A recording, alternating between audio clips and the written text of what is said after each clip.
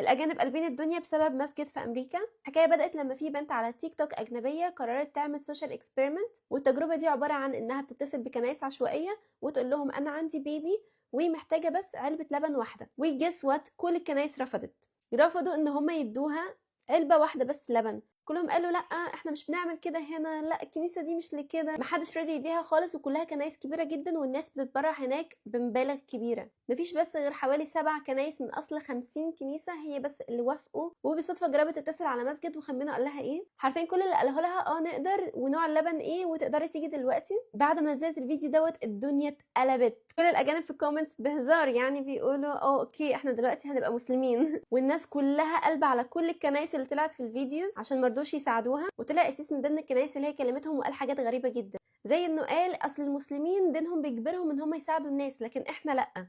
واخواتنا المسيحيين يا جماعه قاموا بالواجب معاه وقالوا يعني ايه احنا كمان ديننا كده. وتاني حاجه غريبه قالها برضو ان اصل مش عارفين هي نصابه ولا لا، واصل في ناس كتير قوي بتحاول تنصب على الكنايس وكده. وكل الاجانب برضو ردوا عليه وقالوا له وانت ايش عرفك ده ما بيحصلش برضو مع المسجد ده. قالوا له المفروض نعمل حاجه بالنيه مش بيه ممكن يبقى نصاب او لا، لدرجه ان القسيس ده مسح اكونت خالص. كل الناس دلوقتي في امريكا بيبعتوا تبرعات على المسجد دوت. وبس كده، هي دي الحكايه، حبيت اشارككم وبس كده، باي.